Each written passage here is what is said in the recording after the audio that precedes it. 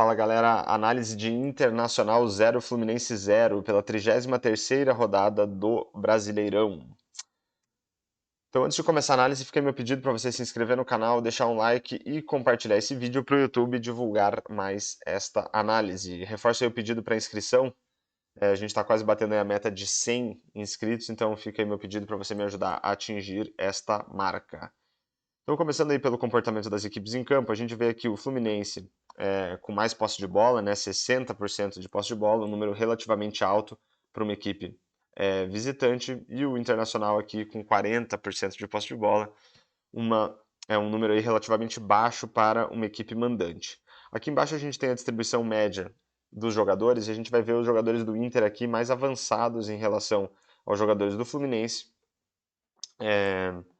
E a gente consegue perceber isso traçando aqui duas linhas que representam um avanço médio dos jogadores em campo. Então a gente vê a linha do Internacional aqui praticamente em cima da linha do meio de campo e a linha do Fluminense mais recuada. Então, apesar da maior posse de bola, o Fluminense jogou um pouco mais recuado.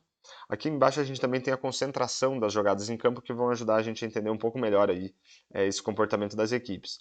Né, do total de jogadas da partida, 18% ocorreram no campo defensivo do Inter, 46% no meio de campo e 36% no campo defensivo do Fluminense. E quando a gente quebra esses percentuais entre as equipes, a gente vai ver que o Fluminense dominou as ações no meio de campo, né, com 27% do total de jogadas da partida, contra 19% do Inter, mas o Inter conseguiu construir mais no campo ofensivo, né? Então, do total de jogadas da partida, 12% foram do Inter no seu campo de ataque e 6% do Fluminense no seu campo ofensivo. Então, o Fluminense ficou mais tempo com a bola, jogou um pouco mais recuado, produzindo mais jogadas no meio de campo, mas o Internacional conseguiu produzir mais jogadas no seu campo ofensivo em relação ao que o Fluminense conseguiu criar.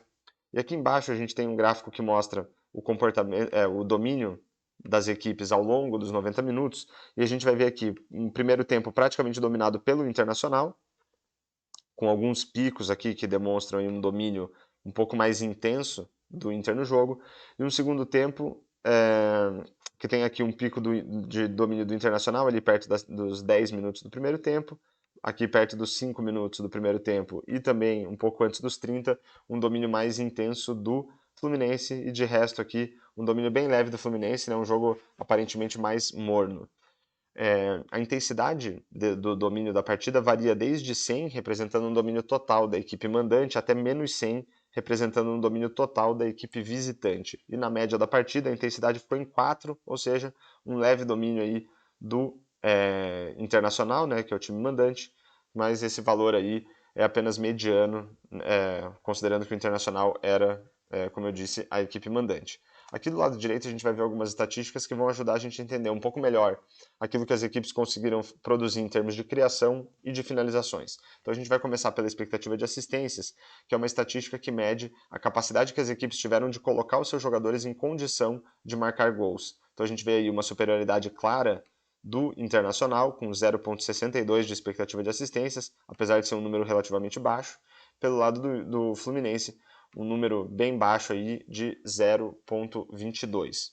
Em termos de finalizações, a gente vê aí também um domínio bem grande do Internacional, com 20 finalizações, um número aí alto para uma equipe mandante, contra 8 do Fluminense, que é um número aí relativamente baixo para uma equipe visitante. Mas só olhar para a quantidade de finalizações não diz muito para a gente sobre a qualidade das oportunidades que foram criadas, nem das finalizações propriamente ditas. Então, para isso, a gente vai olhar para expectativa de gols, que mede aí o número de gols que um time deveria ter marcado com base na qualidade das oportunidades criadas, e a expectativa de gols pós-chute, que vai também considerar a qualidade nas finalizações. Então, com base nas oportunidades criadas, a expectativa era que o Inter marcasse 1,06 gols e o Fluminense 0,51. Então, números baixos aí para as duas equipes, né? Sempre lembrando que a gente considera aqui o mando de campo na hora de avaliar esses números, mas uma clara superioridade do Internacional. Quando a gente considera a qualidade das finalizações, esses números caem tanto para o Inter, né, para 0,66, quanto para o Fluminense para 0,41, números baixos aí novamente para as duas equipes. Quando a gente compara a expectativa de gols pós-chute com a expectativa de gols, a gente vai ter uma dimensão do desempenho dos times nas finalizações. Então esse valor aí é de menos 0,40 para o Internacional, que mostra aí que a qualidade das finalizações foi ruim, né, reduzindo a expectativa de gols do Inter de 1,06 para 0,66. Pelo lado do Fluminense, esse valor fica em menos 0,1, né, praticamente zero, então aí um desempenho com viés ruim, mas basicamente neutro aí do Fluminense nas finalizações. E quando a gente compara a expectativa de gols pós-chute com o número de gols marcados, a gente vai ter uma dimensão aí do desempenho dos goleiros na partida.